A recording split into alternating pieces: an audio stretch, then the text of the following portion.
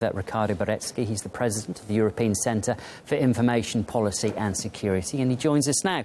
Good to see you this evening, Ricardo. Thanks very much for coming on to RT this evening. Let's start with this seizure of uniforms.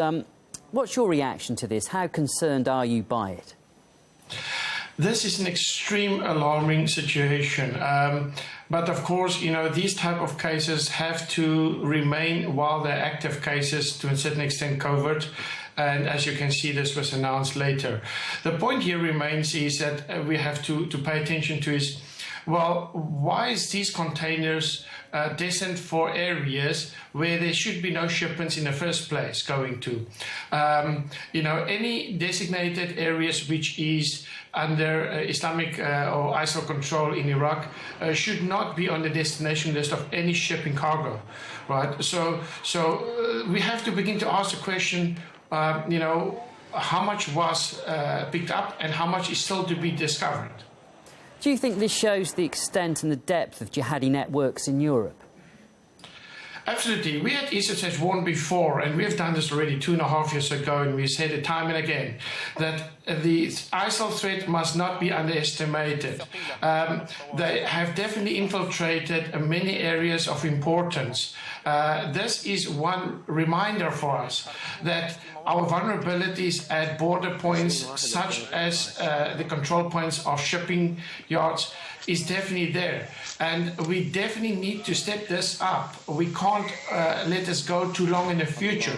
Border Force have to realize that we need to implement immediately strong control measures. And yes, a lot has been done, but not nearly enough that should be done.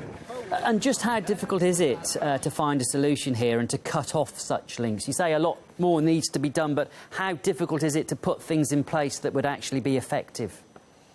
We need a cross-border data system whereby information across all sectors are shared. Unless that's going to happen, we're going to continue to have these type of problems, which is later discovered. All the port securities in Europe needs to work together, but not only within Europe. We need to work together with all the destination or the shipping or regions. Sorry, go on, Ricardo. Sorry.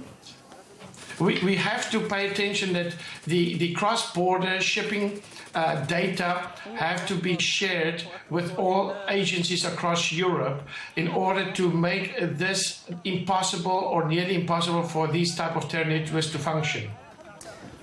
Just recently, there have been a number of terrorist raids in the Spanish exclave of Quito in North Africa. Do you see this as a growing danger area for Europe? Just to explain to the viewers again, it's a Spanish exclave, but it's basically on the edge of Morocco. Is this potentially a pocket that could be used by jihadists to get into Europe? Absolutely. We have said before, the danger with ISIL is when they get or begin to use organized crime. Here we are very clear that organized crime is playing a role in the facilitation of ISIL development in certain regions. Why Spain? Well, Spain has access points which is well known for cartels as well as organized crimes. It's a very central point. Ignoring this could be a disastrous issue not only for Spain but also the rest of entry points within the European Union. Do you feel it is being ignored? To a certain extent, you know, I can only speak from ECIPS' point. We have said that there has to be paid attention to the reports we have released. Many of the warning signs that we have released were ignored by some and welcomed by others.